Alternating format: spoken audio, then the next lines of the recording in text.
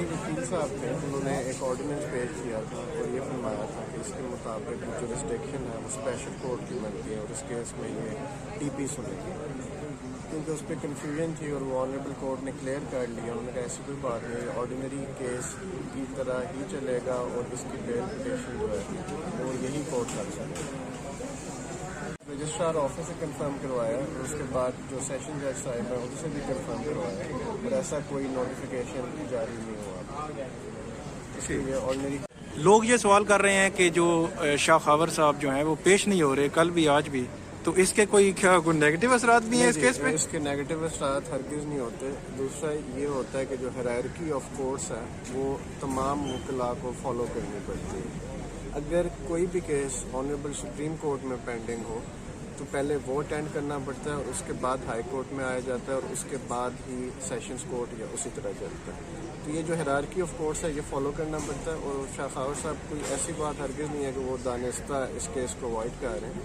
कल वो इंशाल्लाह आएंगे भी और आज भी उन्होंने आना था, लेकिन सब्जेक्ट टू जब जैसे ही वो वहाँ से फ्री होता है और इस पर हम मेरिट्स पर इंशाल्लाह आर्ग्यू करेंगे। बिस्मिल्लाहिर्रहमानिर्रहीम। अस्सलाम वालेकुम नाजरीन, मैं हूं साकिब बशीर। नाजरीन, नूर मुकद्दम कत्ल केस से मुतल्लिक इस्लामाबाद हाई कोर्ट में आज क्या समाअत हुई? आज फिर शाह खावर एडवोकेट जो हैं, शौकत मुकद्दम के जो वकील हैं, वो पेश नहीं हुए। वजह क्या है और उनके जो एसोसिएट हैं वो क्या कहते हैं वो आपने सुन लिया, लेकिन इस पर थोड़ी सी हम बात करेंगे कि क्या होता क्या है उमूमी तौर पर। और आज जस्टिस आमिर फारूक ने जो स्टेट काउंसिल हैं, जो सरकारी वकील हैं, उनको क्यों बेइज्जत किया और उन्होंने कैसे अदालत को मिसलीड करने की कोशिश की, एक नई चीज़ जो है वो इसमें डाल के। और कल इस केस में क्या होगा, और आज समाअत जो है वो तकरीबन 15 से 20 मिनट की हुई। क्यों समाअत जो है वो शाह खावर जो है वो अदालत के सामने पेश नहीं हुए, तो क्या होता रहा अदालत में, एक तो ये आपके सामने रखेंगे। दूसरा मामला जो है वो बड़ा इंपॉर्टेंट है कि कल 23 सितंबर का दिन बड़ा ही अहमियत का हामिल है, क्योंकि 23 सितंबर को जो 12 के 12 मुल्ज़मान हैं उन्होंने एडिशनल सेशन जज के सामने पेश होना है। वहाँ पे जो ट्रायल है उसका आगाज़ होना है। अब मसला ये है कि जो शाह खावर वकील हैं शौकत मुकद्दम के, उनका सेम टाइम पे हाई कोर्ट में भी केस होगा और सेम टाइम पे जो एडिशनल सेशन जज है वहाँ पे भी केस होगा। अब कैसे ये मैनेज होगा, इस चीज़ पे भी थोड़ी सी हम जो है वो बात करेंगे। और आखिर पे तीसरा जो मामला है वो आज जो नूर मुकद्दम की जो फ्रेंड्स हैं, जो फैमिली है, वो आज प्रेस क्लब के, नेशनल प्रेस क्लब के बाहर वो एहतजाजी एक मुजाहरा कर रहे हैं, उससे मुतल्लिक भी बात करेंगे। सबसे पहले जो नूर मुकद्दम कत्ल केस है उसमें जाकिर जाफर और असमत आदम जी की जो दरख्वास्त ज़मानत है बाद अज़ गिरफ्तारी, उस पर जस्टिस आमिर फारूक ने तकरीबन 10:50 से 55 मिनट के दरमियान जो है वो इस पर समाअत शुरू हुई। जैसे ही समाअत शुरू हुई तो जो शाह खावर एडवोकेट हैं, उनके जो एसोसिएट वकील हैं वो और बैरिस्टर कासिम नवाज अब्बासी जो उनके साथ होते हैं, ये अदालत के सामने आए। जो ख्वाजा हारिस हैं वो भी आज अदालत के सामने पेश हुए। तफ्तीशी अफसर और स्टेट काउंसिल जो हैं वो भी अदालत के सामने थे। सबसे पहले जो शाह खावर के एसोसिएट वकील हैं उन्होंने ये कहा कि केस अगर इंतज़ार में रख लिया जाए तो ज़्यादा बेहतर होगा, क्योंकि शाह खावर जो है वो सुप्रीम कोर्ट में एक केस में मसरूफ़ हैं, वो अदालत के सामने अभी इस लम्हे जो है वो इसलिए नहीं पहुंच सके। तो इस पर जस्टिस आमिर फारूक ने इंतहाई बरहमी का इज़हार किया और सरजनिश की उनकी, और ये कहा कि आप हाई कोर्ट के सामने खड़े हैं, बोलते हुए आपको सोचना चाहिए कि आप क्या कह रहे हैं, क्या हम जो है वो इस केस को अर्जेंट कर दें या इसको इल्तवा में रख लें। उसके बाद अदालत ने कहा और सख्त जो है वो लहजे में कहा कि आप बहस शुरू करें। और साथ ही जो है स्टेट काउंसिल खड़े थे, ज़ुहैब उनका नाम बताया गया है, तो क्योंकि ज़ुहैब की आज बहुत जो है वो क्लास हुई है, तो अदालत की जानिब से उनको कहा गया मुखातिब करके। स्टेट काउंसिल बुनियादी तौर पर मैं आपको बता दूँ कि जो पुलिस ने केस तैयार किया होता है, प्रोसिक्यूशन की तरफ से जो केस पेश करना है, पुलिस की तरफ से जो केस पेश करना है, वो स्टेट काउंसिल या को सरकारी वकील कहें उसने पेश करना है। मुद्दई का वकील अलग से केस पेश करेगा और जो मुल्ज़मान हैं उनका अलग वकील होता है। अच्छा, यहाँ पे अदालत ने ये कहा कि आप कल भी नहीं आए, और आप क्यों नहीं आए थे? कल भी आपको मैंने पैगाम भिजवाया था लेकिन आप कोर्ट में मौजूद ही नहीं थे, इतना जो है वो केस लगा हुआ है। इसके बाद अदालत ने यह भी कहा कि क्या आप इसको इल्तवा करना चाहते हैं, और ये भी कहा कि स्टेट काउंसिल बोले कि मैं जो है वो बेंच 3 या 4 का नाम लिया कि बेंच 3 या 4 में था, तो फिर जो जस्टिस आमिर फारूक हैं उन्होंने कहा कि आप जो है वो सुप्रीम कोर्ट में भी ये एक तरीकाकार है कि बेंच 1 2 3 4 होता है, यहाँ पे बेंच 1 2 3 4 हाई कोर्ट में होता है। तो उमूमी तौर पर होता ये है कि जो बेंच अगर 1 में हो, 1 में केस हो तो आप 2 3 4 को अर्जन करवा सकते हैं, अगर 2 में केस हो तो आप 3 4 5 को अर्जन करवा सकते हैं, लेकिन 3 में हो तो आप 1 और 2 में ये नहीं कह सकते 1 और 2 बेंच के सामने कि मैं तीसरे जज के पास था तो पहला और दूसरा जो जज है सीनियरिटी में उसके सामने मैं इसलिए पेश नहीं हो सका। तो उन्होंने उस पर भी सर्जनिश की और ये कहा कि आपका कंडक्ट जो है वो सरकारी वकील को कहा कि बिल्कुल ठीक नहीं है। मैंने एसोसिएट से भी पूछा, कोर्ट के एसोसिएट से, और आप जो है वो कल भी मौजूद नहीं थे। प्रोफेशनल वकील का जो इंटेग्रिटी होती है वो बिल्कुल आप जो है उसका भी ख्याल नहीं कर रहे। आप एक यंग वकील हैं, आपको ये मद्देनज़र रखना चाहिए।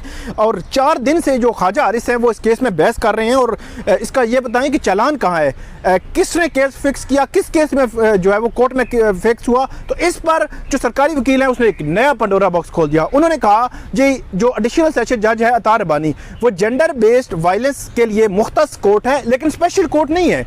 स्पेशल कोर्ट जो कानून की नज़र में जिसको आप कहते हैं वो स्पेशल कोर्ट जब हो जाती है तो उसमें यहाँ पे डिवीजन बेंचेस मतलब 2 जज जो केस सुनते हैं। अगर स्पेशल कोर्ट ना हो तो वो एक जज जो है केस सुनता है। तो एक नया पंडोरा बॉक्स खोल गया यहाँ पे। उन्होंने कहा जी ये तो डीबी में मैटर जाना चाहिए, मतलब 2 जजों के सामने ये समाअत होनी चाहिए, एक जज जो है वो नहीं सुन सकता। तो ये उन्होंने कहा जी ये कैसे हो सकता है। अदालत ने कहा ये मामला डीबी में जाए, अपील जाएगी या बेल। यहाँ पे उन्होंने डिफरेंशिएट किया कि अगर आपके नीचे स्पेशल कोर्ट में कोई केस हुआ उसकी अपील जो है वो डीबी में जाएगी या जो जमानत है वो भी डीबी में जाएगी। ये सवाल जो है वो रेज किया। इस पर अदालत ने कहा कि फिर अगर आप इसका जवाब नहीं देते, आप क्योंकि उनके पास कोई जवाब नहीं था, ना नोटिफिकेशन की कॉपी थी स्पेशल कोर्ट की कि एडिशनल सेशन जज अतार रबानी की कोर्ट स्पेशल कोर्ट है, ना कि केस किसने किसको मार किया, ना इसके हवाले से दीगर दस्तावेजात थी। तो अदालत ने यह कहा कि फिर हम एडवोकेट जनरल जो है वो उनको बुला लेते हैं। एडवोकेट जनरल जो है पूरा हेड कर रहा होता है प्रोसिक्यूशन को। उसके बाद अदालत ने जो ख्वाजा हारिस जो है वो रोस्टरम पे आए, उन्होंने कहा जी स्पेशल कोर्ट से क्या मुराद है, इससे मुतल्लिक मैं जो है अदालत को असिस्ट करता हूँ। स्पेशल कोर्ट जो है वो उसके नोटिफिकेशन जो है उस पर भी थोड़ी सी बात की गई। ताहम अदालत ने जो सीनियर यहाँ पे जो अफसर हैं इस अदालत के जस्टिस आमिर फारूक साहब के नूर साहब, उनको अदालत ने रोस्टर पे बुलाया। उनको कहा कि आप सेशन जज साहब को कॉल करें और अपने रजिस्ट्रार हाई कोर्ट से भी ये पता करें कि कब ये नोटिफिकेशन हुआ है, क्योंकि जब स्पेशल कोर्ट का नोटिफिकेशन होता है तो वो हमारी भी नॉलेज में होता है, हमारे नॉलेज के बगैर कैसे हो सकता है। तो फिर उनको कहा गया और साथ ही अदालत ने जो तफ्तीशी अफसर हैं उनसे भी पूछा कि चालान और मार्क जो केस हुआ है उसकी आप जो है वो कॉपी अदालत को प्रोवाइड करें। इसके अलावा स्टेट काउंसिल जो है उसने कहा जी मुझे वक्त दे दें, क्योंकि उसके पास कोई जवाब नहीं था, तो मुझे वक्त दे दें। ख्वाजा हारिस ने कहा कि बयान पर केस एडिशनल सेशन जज को भेजा गया था, स्पेशल कोर्ट को नहीं भेजा गया। मतलब स्पेशल कोर्ट नहीं है ये, जो रूटीन की कोर्ट है ये वो कोर्ट है, स्पेशल कोर्ट नहीं है, ये ख्वाजा हारिस ने कहा। और उसके बाद अदालत ने यह भी कहा, जो ख्वाजा हारिस ने कहा जी मैं बड़ा डिसअपॉइंट हुआ हूँ। और उसके बाद जो अदालत है उसकी जानिब से ये कहा गया कि स्पेशल कोर्ट बननी चाहिए, लेकिन नोटिफिकेशन कोई नहीं दिखा रहा। अगर स्पेशल कोर्ट होती और नोटिफिकेशन होता तो हमें भी पता होता इसका। और शेड्यूल के जराइम के लिए ये कोर्ट स्पेशल जो है वो कही गई है। उमूमी तौर पर यहाँ पे एडजस्टमेंट होती है, जो इस्लामाबाद कचहरी है वहाँ पे कौन सी नेचर के केस कौन सी कोर्ट में लगेंगे उसको स्पेशल कोर्ट नहीं कहते बल्कि ये इंटरनल एडजस्टमेंट होती है। और ये भी इंटरनल एडजस्टमेंट है जो जेंडर बेस्ड वायलेंस के केसेस हैं वो एडिशनल सेशन जज अतार रबानी के पास लगेंगे।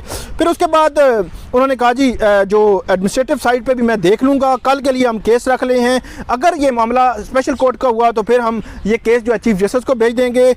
उसके बाद अदालत की ने यह भी कहा कि आपने कानून नहीं देखा, बाज़ गलत रवायात बनी है, कानून की शिक बता दें।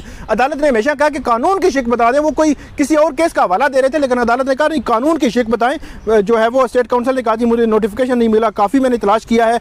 तो उसके बाद केस जो है वो कल तक अर्जन हुआ। साथ ही तकरीबन 2 से 3 मिनट के बाद कोर्ट स्टाफ ने कहा कि दोबारा जो है वो जज जज साहब आएंगे तो बिल्कुल हम भी समझ गए कि जो सेशन जज से ये कंफर्म कर लिया गया है कि स्पेशल कोर्ट है या नहीं है। दोबारा जस्टिस आमिर फारूक आए और उन्होंने कहा कि हमने कंफर्म कर लिया है अपने रजिस्ट्रार से भी और सेशन जज से भी कि ये कोर्ट नोटिफाई नहीं हुई स्पेशल कोर्ट के, इसलिए ये सिंगल बेंच ही किस केस की समाअत करेगा। अब इस केस में कल आर्गूमेंट्स होने हैं और कल जो है वो इस पे फर्दर जो है शाह खावर बोलेंगे।